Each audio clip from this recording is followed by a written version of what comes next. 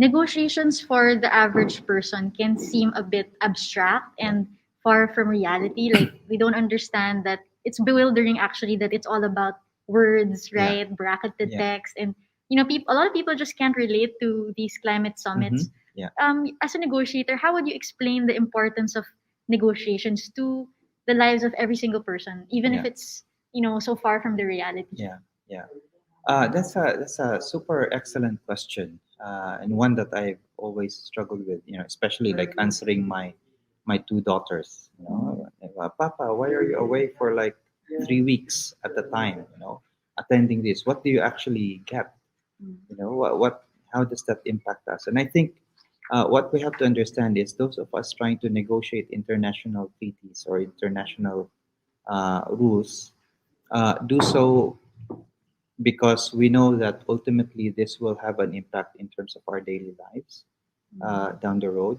So, for example, if we were to agree here at this COP that adaptation is a priority and therefore adaptation financing and loss and damage as a priority, and therefore loss and damage financing should be made available to all of us.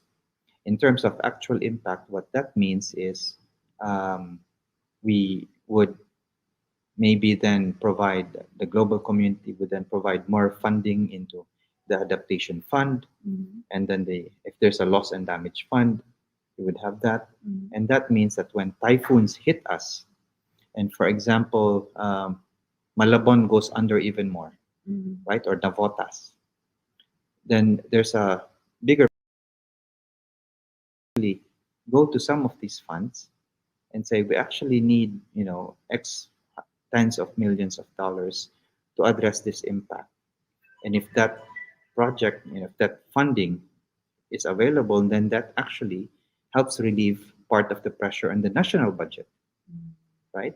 And if and that national budget can then be used maybe to provide more schools or more maybe public transport or whatever. So it's sort of like that kind of thing. The other possible impact is, for example, on mitigation, right? Emission reductions. If, for example, the COP or future COPs result in an agreement that yes, we all have to reduce by X% within a certain number of years. And that has to be translated into your national policies. What that means is that after that agreement was taken, the Philippines would have to go back and think about okay, how do we change our energy plan, our medium term energy development plan? Do we need to change our medium term Philippine development plan? Do we need to change the way that we plan our urban communities? If emission reductions is a target, do we need to, for example, ban jeepneys? Okay, if you have to do that, because in the Philippines, remember, a big part of the emissions come from public transport, from transportation, from vehicles. So, do we need to ban cars? Do we need to ban jeepneys? If we ban jeepneys, because they are a major source of employment in urban areas, saan mo ilalagay yung mga jeepney drivers? So things that we do here might be abstract, but if you do them wrongly, they could actually create adverse impacts downstream at a national level, which will then affect the daily lives of the people.